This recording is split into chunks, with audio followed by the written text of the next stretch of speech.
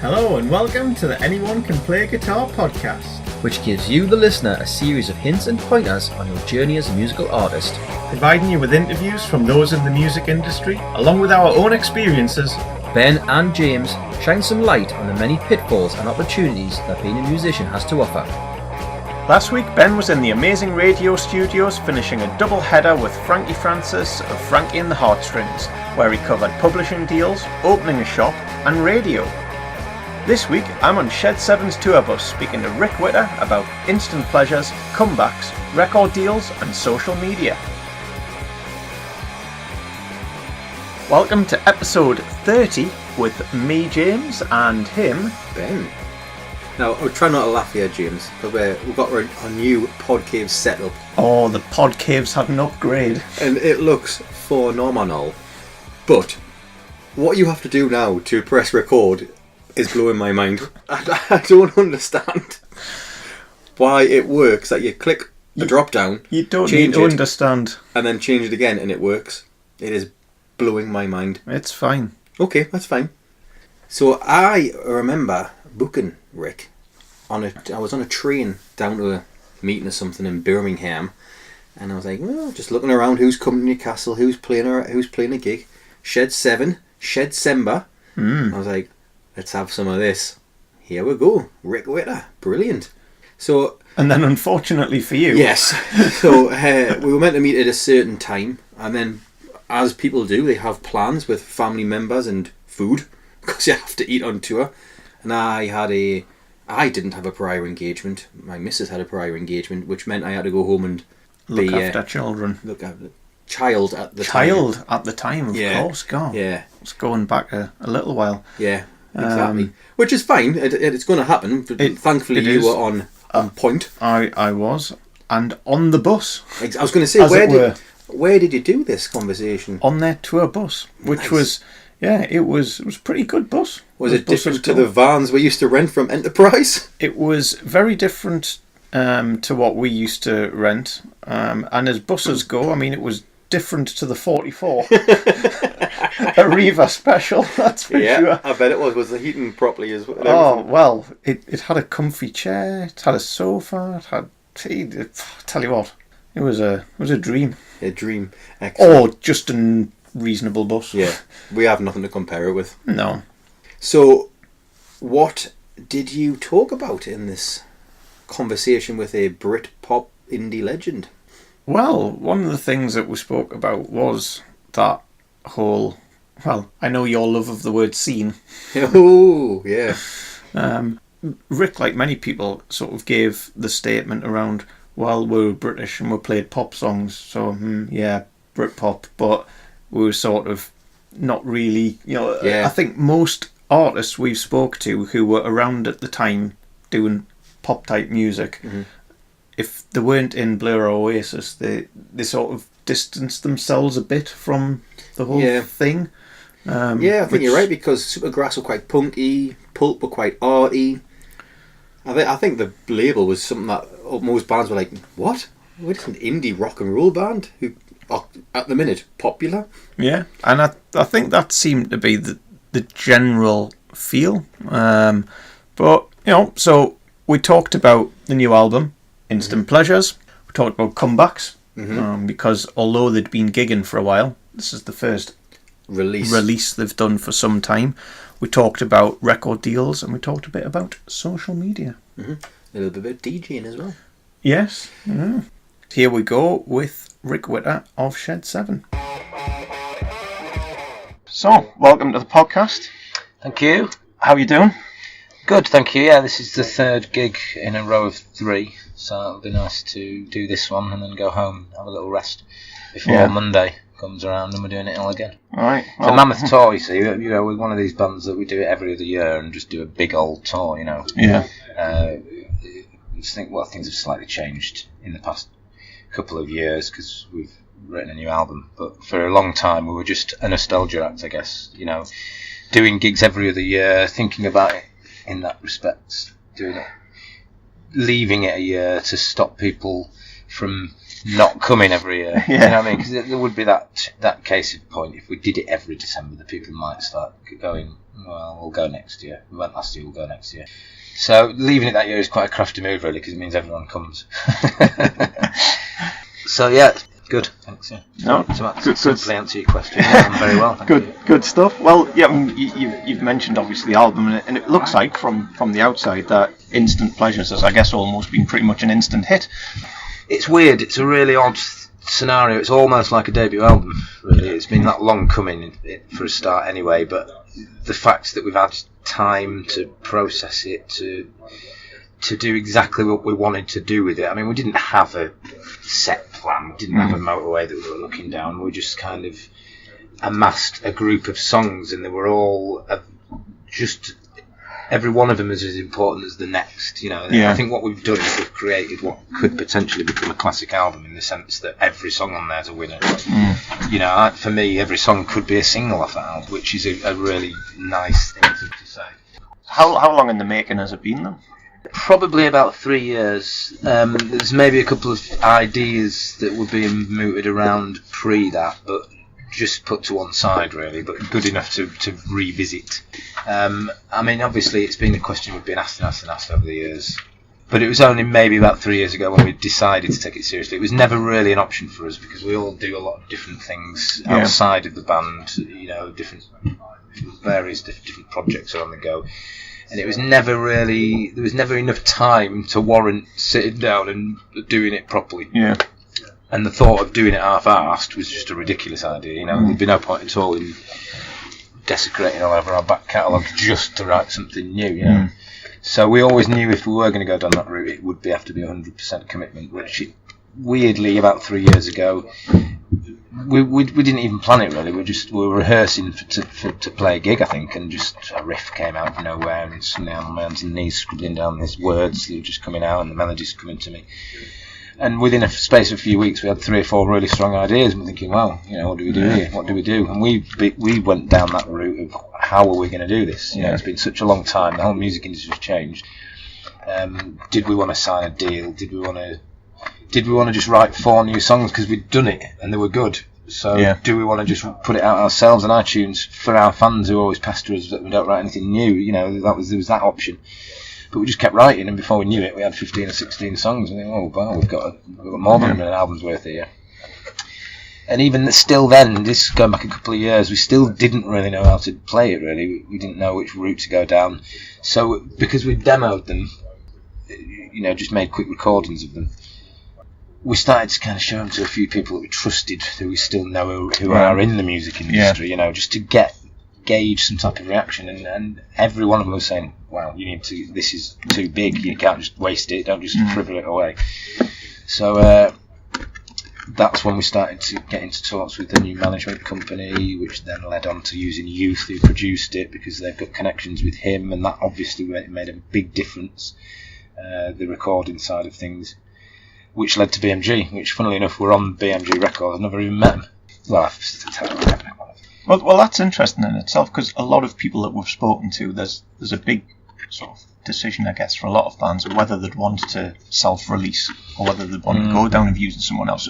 What tipped it that way for you guys? Just the fact that it was another slight bigger thing, you know. I mean, 3 years ago,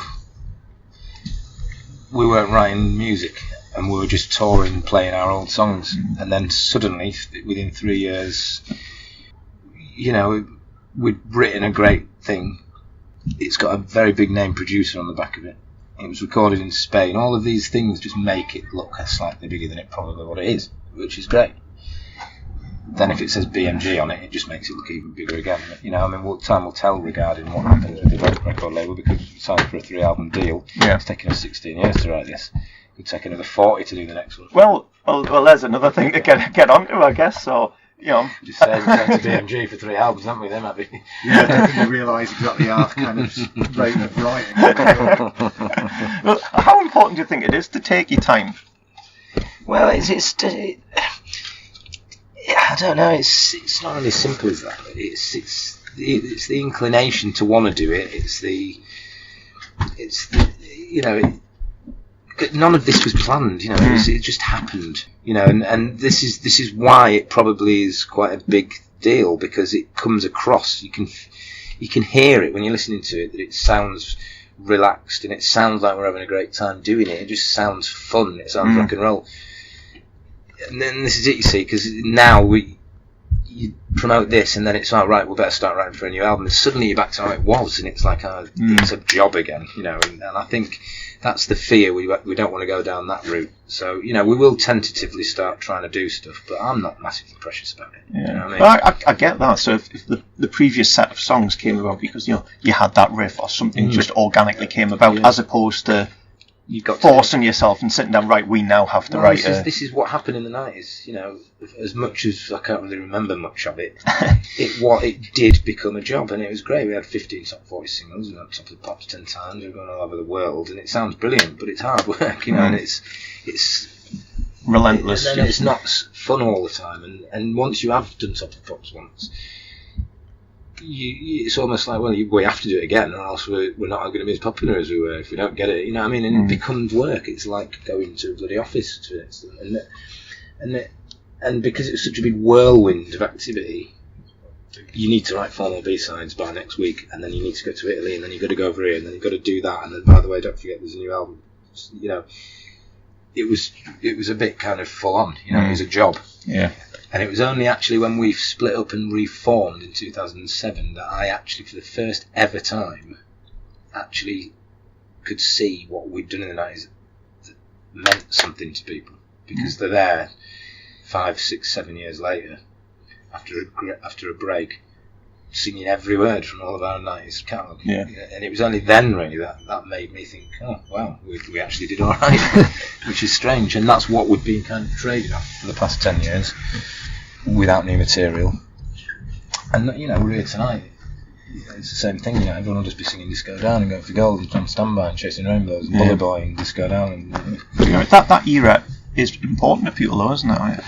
I'm interested for bands who are sort of starting out today. How important do you think it is to be sort of part of a scene of sorts? I mean, you know, whether it's a Britpop of the time or how much did that help or maybe hinder? I don't know. It's always swings and roundabouts, isn't it? And things come and go, and things go in fads and phases.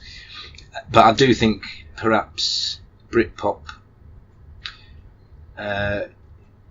potentially could be the last thing like that to ever happen again, because I think in this day and age everything's just instant, everything's just a click away.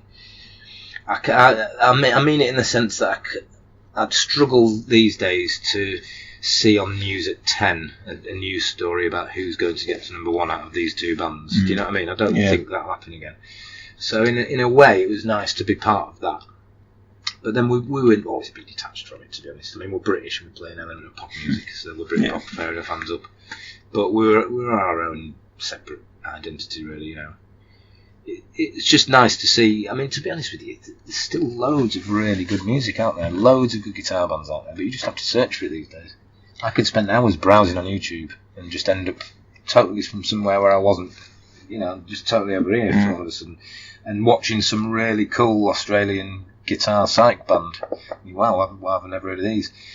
That's the buzz for me nowadays. Yeah, well, that's interesting. We spoke about with Mark Radcliffe about the fact that from a radio perspective they curate stuff and point you at, right, here's some stuff you might like, as opposed to you could spend hours and hours searching everything on the internet and just find loads of stuff you don't like. How do you find new music?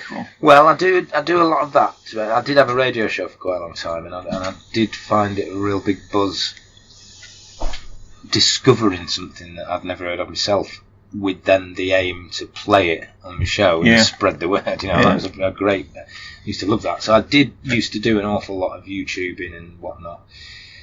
You know, because as I say, you can put in a band name and then it'll give you reference points. If you like this, you might like this. And then, as I say, before you know it, you've just gone off on piste. You know, and you just. So yeah, I did used to do awful lot. And obviously, there's a lot of rubbish out there as well. But you know, it's the nature of the beast. If everything was good, it'd be boring. Totally. So another thing I wanted to touch on, so Speakeasy, commercial. A lot of bands would think, right, would love to do that, get some extra money, whatever. Yeah, and didn't really work out for us. Yeah, so what would you say to people who might be presented with that sort of opportunity? Well, I don't know, it's each their own, innit? I mean, I guess it was a bit of a mistake for us at the time. We didn't really make anything out of it, to be honest with you. It wasn't mind-blowing. Adverts, music and adverts these days are 10 a penny. Everyone's at it, so it doesn't really matter. I mean, if a high-end posh car make wants to use room in my house, just get in touch. Fair enough. So spoke a bit about I like the part about you sort of radio show. You've done DJing as well, and I guess I'm interested in how did that influence or help you as a musician? I guess that it's a different sort of performance. Did any of that lead into you sort of? No, not really. It's just a way of keeping my ear to the ground, seeing if people still listen to us. Right. I'm joking. No, it's just it's a bizarre thing, really. I quite enjoy doing it. Keeps me young, but it's just really bizarre because you'll be behind a set of decks playing another band's music, and when it comes on, there's people who probably had a few to drink looking at you, almost as if you've just totally made their night because you put a record on. It's not my record. You know what I mean? That's quite uncomforting because it's not my record. I just put this on because I like it, and I hope you will, and you'll have a good time listening to it. So that's a bit weird, but it's just something to do. Yeah. I don't aspire to be a superstar DJ in any shape or form at all. I just love music. So this is a way of being somewhere where I can dictate what people hear. But no, I'd never do that anyway. I'd never dictate to anyone. I'm just playing what I like, and I wouldn't put some prog jazz on in an indie club. You know what I mean? You just put in stuff on that people are going to want to hear. So what we've noticed since you guys have came back, whether it's you yourselves or whether it's management coming, you're very active on social media. Yes. Has that been a conscious thing that you guys have to work at? Yeah, totally. Paul's really good at doing Facebook. I don't really do Facebook as a rule, but I've built up my own kind of Twitter thing. And it's the personal touch, isn't it? I think if you've got time to do it, it's an important part. Yeah, we don't have teams of people working for us doing it for us. All of the reactions and the responses that you get from Shed 7 or from me are genuinely from us. Yeah, and I think which is good. I think it's a really important part of it. People buy into that, and if somebody called Barry from Wolverhampton is going to say, what time are you on stage tonight, please? 8:30. And it's you're having a one-on-one, and I'll get in touch with the band and say hello to me, I've been saying this on stage, funnily enough, it's all about the instant pleasures. Half the reason we've called the album that is because of the state of the world today, and how everything is so quick and instant. But I've been kind of saying, in the 80s, if you wrote to a band, you'd have to write to a band. You'd have to wait months for a response, whereas now what are you doing now? I'm doing this. Thank you. It's just done, innit? So yeah. How much do you enjoy that side of it? Because obviously that's a lot different, being able to interact. It's nice when people are being nice. We don't get that many trolls actually. I find all of that bizarre. You get the odd idiots putting opinions out there, and that's fair enough. Everyone's entitled to the opinion, but I find it really bizarre when people are nasty just for the sake of it, rather than spend time and energy telling somebody how shit they are. Why don't you just ignore them people that you think are shit and find something that you like, and then you'll have a really happy life then. I couldn't agree more. It's a bizarre thing, isn't it? To put all of that energy into doing something good. Somebody liked, the whole world is such a better place. No, totally. Well, look, I'm conscious that there's probably a million things you need to do. Yeah, so just finally, is there any sort of charity, good cause that you'd like to get the word out about? The big C is always the bad one, isn't it? Yeah, really? yeah. I've been affected by that a lot, family-wise. So yeah, St Leonards and all that business. Yeah, if you could just give a shout out to that. Definitely. Well, we'll put a link in the show notes to it for anyone who wants to get involved. Thank you very much. Well, look, thank you very much for your time. It's been a pleasure. No worries. Thank you. Cheers. So, James, I've got a question. You often do. Are you happy with your little joke at the start of that interview? When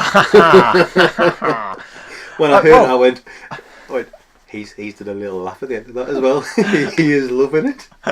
Yeah, the sad thing is, I did plan that. I mean, it was a gimme. It had to be done. Yeah. But I liked it. I liked it too. I cannot lie. So, should we just talk about Well, what I'll say before we start is that in waiting for Rick on the bus, oh yes, I had a really good conversation with Joe. Joe? Yeah, Shed 7 guitarist, great guy. He was there doing some Christmas shopping on his laptop, I think, because this was just. I think it was like the 2nd of December or something, wasn't it? That? Yeah, it was early to mid December when we did it, and he just happened to be on the bus doing some Christmas shopping while, so I just started chatting to him. And to be fair, in hindsight, if I'd had known that we were going to then kick off a good 10-minute conversation, I could have started recording that. But we talked a bit about the comeback with Joe, and he was saying that in many ways now, he felt that if they were to be starting out as a band now, he almost would be inclined not to just go gigging and doing live performances. Really? Yeah, he would sort of be sort of feeling like he should, or for any band, he was out, record the songs, make them really great, and then promote them, and then wait till you've got an audience and then play to them, which was interesting. And I was thinking about that, saying, well, yeah, I mean, how many bands go through the cycle of having to play to the bar staff? Yes. Whereas today you have the opportunity to record songs, get the songs out there, build up a fan base, and then potentially start playing to an audience, albeit it'll be a smaller audience to start with. Yeah. And I thought that was interesting. And then afterwards, when I reflected on it, I thought, I still think there's something in that. But also, I wouldn't want to build up a fan base and be playing to a couple of hundred people and that be my first ever live performance. Yeah. Because you're probably going to be pretty awful. You've got to iron out those creases a little bit. You need to learn your craft, yeah. Maybe a bit of both. And I think, yeah, and to be fair, as the conversation sort of developed, yeah, there's a bit of a middle ground and all of that. But it was an interesting way of looking at it in terms of the one of the big differences from when they started. It was right. First thing you're going to do, pick up your, instruments and just get enough songs to play a gig. That was the first target. That's not necessarily, although it could still be. It's not necessarily the first immediate thing to think about. So yeah, just wanted to touch on that little bit of a chat that I had with Joe. That's a really good point. It's definitely something to consider. I wouldn't have thought about it. Now that someone's mentioned it, it's kind of like, oh yeah, why not? Yeah, and there'll be reasons why not. So after Joe, then Rick turned up again. Great guy. Good interview as well. Like we've said on other ones, that there was always that feeling of they're always by definition rushed any artists when it's gig day. But again, Rick was absolutely great with his time, particularly as he had his family around as well. Yeah. There was time where in the interview, kids were at one point coming onto the bus, but he was absolutely spot on and really generous with his time. So what was the big things that got you thinking? Well, when you start talking about Instant Pleasures, and he described it almost like a debut album again, so kind of a debut album where they just did it their own way, no plan. They kind of just had amassed some songs that just kind of snowballed into more songs before they know it, they had an album, and then it's like it's released and but they'd gone from big 90s act to a kind of, as described, nostalgic act. They know they'll fill out the academy-sized venues, and that'll be a nice earn around Shed Sember. But then coming back with this album, like a debut album, it's like you could almost sense there was a bit more excitement about it. Yeah. And he did say himself, people want to hear Chasing Rainbows and they'll want to hear Going for Gold and all that. And Yeah. I would want to hear that as well. Yeah. But having that, like, you know, when we started writing songs for the first time, like, then you'd debut a couple every now and again because you'd hit one. I bet that kind of give a bit more, like, emphasis on this tour. I totally got the sense, speaking to Rick, that buzz and excitement was back. And again, he said it, right, when in the 90s when they were touring and things, and like you were saying, playing Top of the Pops, he was like, well, you're playing like the first couple of times it's exciting, but then it's like, well, you feel like you've got to do it, because if you don't get on Top of the Pops, then you sort of, well, that means you're failing, or you're going downhill, and everything then became just part of the day job. Now, it's a great day job, right? Yeah, but it's easy to see how people get into just a routine almost of doing things, and then the organic creativity that clearly came about when they were doing their latest album.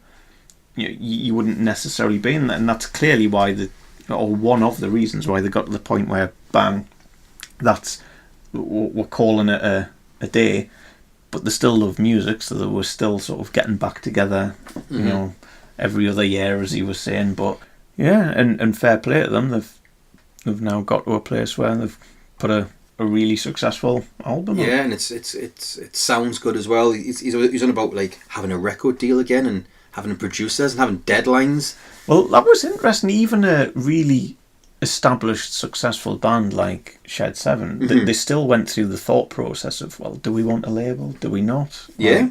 You know, because it's substantially different from when they got their first deal. And ultimately they went for it. And he said, you know, that he just quoted the benefits of that deal and the name of the sort of, this person's produced it, it's on this label. He was like, it can make it sound bigger than it actually is, and that can sort of get the snowball rolling a little bit. And I definitely think there's something in that. Yeah, I wrote that down as well about that whole getting back. I hate to say machine, but it is getting back into the machine of it. But it does work, having a producer's name on it, a record company's name on it. Well, it's back to that credibility point, isn't it, that we've mentioned a few times. I know they're a big act, but I bet it was quite daunting going back into that as well. Having the success they had in the 90s, going back into it, like, as in, what if no one likes it and they just think we're trying to be in our 20s again? Yeah. So I think that's where the excitement comes from as well. And because they've took so much time on the album, obviously it's got like feel-safes in there. Yeah, well, on that point, I guess this ties into the Willie Mason interview. Right, there's trusted people that they'd go to, you know, so they've got this body of songs that they're really proud of, they think they're really good, but there is a reasonable level of risk, right? Definitely. Yeah? Right, they've had a great career. They're still able to every other year come back and sell out venues because they've got a great back catalogue. Yeah. To then make the decision to put an album out, if that had been a complete flop, then that could be what a lot of people then remembered them for. Yeah. So it's a reasonable risk. So it was, I guess, interesting to hear that even they themselves, when they got to a point where they thought, right, we've got some decent stuff here, they'll have some trusted people that they know who've got a good ear, who they can sort of get an honest opinion from to say, look, we think this is good. Do you think it's good? And if enough trusted voices all give a yes, then we're on. Game on. Yeah. It's quite one of the things I did note down was, so you did mention the scene and the fact that the 90s scene may not happen again. I like to think it will happen again. Maybe it's not. Do you reckon? Well, I would like to think there'll be an explosion of alternative indie music that hits me, like the consciousness. Have like those big what's a story Morning Glory I style think the way albums. things are heading, though, and I agree with them, I don't think there'll be a mainstream necessarily in the Well, that's future. yeah, because that's there's the that thing. much choice. You know, he made the point of news at 10, and Yeah. like there's that many different news feeds these days. People will just tune into the type of news that they want. So, yeah, I'm kind of with them. I think the world's evolved to a point where that's Well, not a thing. That's the thing I was going to say. So he mentioned getting lost in YouTube for hours, and we've mentioned it before, getting lost in Apple Music or Spotify. But and I noticed in the I don't know whether you noticed it at the time, but the conversation you're having, you were still talking like an organic indie band who had songs, who recorded an album, who were going on tour. It's like they're still the blueprint with the modern way. I still think there's a place for it. Maybe I'm romanticising it a little bit, but I still think there is a place to play the pubs and craft the songs. And well, there's always a place for crafting the songs, but do that whole dirty work basically. Yeah. I agree but with using that. the modern technology of YouTubes and all that sort of stuff. So I still think there is a place for the scene. Yeah, but and that's the thing. When Rick was DJing, so whether it's Rick, whether it's Frankie, you know, or whether it's just some person out there in the public, you know, there's you never know who is randomly searching through the internet listening to stuff. So there's I think that is something about if you've got some stuff and it's out there, you just never know. Yeah, I think having it in more places is obviously a benefit, isn't it? Yeah, I think so. But I think there's something in terms of what you put out there. You know, when we go back to what we did, MySpace, there was 4 songs, right? And that forced a discipline that your 4 best songs were typically out there. Now, there was a point where they expanded that to 8. Now, I remember there was a lot of bands at the time who might have had 4 or 5 great songs, but as soon as 8 became available, they'd put 8 out, even if the other 3 were okay, not as great. Yeah. Today, you can put 1,000 songs out if you got them. Putting everything out there is maybe not the right idea. Yeah, definitely. You've got to think of the quality. Yeah, it's your product at the end of the day. Definitely a point around getting some quality. So if somebody does, like whether it's a Rick or whether it's anyone, stumbles across your stuff on any of the online platforms and they go, "Ooh, love that song," so then they check the next one. Right, you don't want that to be the 7th or 8th song that you've just put up demo. there. Yeah, you know, definitely. You're right. It's going back to, it's getting that balance between the quantity and quality. So that's a good point. So just one last thing I was going to mention would be the DJing part of it. And you do love your DJing. I do love my DJing, and 2 weeks in a row. I know. The reason I just want to mention it though is because when Shed 7 at the start of the noughties, Rick Witter was one of the first people I remember who DJ'd. So he would for us it would be Stone Love at the Foundation. Right. Special guest DJ Rick Witter, or I think Bez did it. Well, actually Bez was there. I don't think he was actually DJ'd, but Clint Boone was another one who did it as well. And the reason I mention it is if you're in a band, you pick up money here, you pick up money there. Having a DJ night once a month, once a week, if you've got the time, if you're in like a slow part, it's still a nice little earner. So it's something to consider if you're in a band. I did it when we were in the band for one of our promoters. Sometimes twice a month, sometimes just once a month, but it was still like a little bit of change, just to keep you going, keeping you tick over. Yeah, no, it all helps, you know. But it's also your name on flyers, so they do the flyers for it. Yeah, so it'll have like Rick Witter Shed 7 or insert name, insert band, and then that's just like it's free publicity and it's still ticking you over for people in people's consciousness while you write songs or record songs. And then, to be fair, Rick made a good point of if you're DJing, you get instant feedback on what people are liking. You know? Like, if you're thinking, I'm going to put this type of song on, no one gets on the dance floor. And you're like, next time I write a song, Oh, that's not the. Yeah, exactly. So there's merit in it just for you, and also it's very fun to do. But just remember, everyone's an expert and everyone has an opinion. Play for the majority. Well, like you said, part of the role of the DJ is that everyone's going to have a good time and enjoy what you're playing. Mm-hmm. So if you go on an ego trip of just playing random B-sides you love that no one else has heard, Japanese imports of like ELO songs, not going to work. You should only play one ELO song for the record. So yeah, last but by no means least, charity of the week. Yes, seemed like a charity that was close to Rick. So it basically just mentioned cancer research. All the cancer charities, really, basically. Yeah, well, it clearly we don't need to say it. It's a massive thing. So as always, we'll put a few links in the show notes. But big thanks to Rick and to Joe and to Phil who sorted it all out. Really appreciative and really good chat with them. Excellent. Coming up next week, we have Frank Turner on the show, where we talk playing live, philosophy, and what success looks like. We've reached the end of this week's episode of Anyone Can Play Guitar podcast. Big thank you for tuning in, and remember to stop by iTunes or wherever you get your podcasts from and subscribe so that you never miss an episode.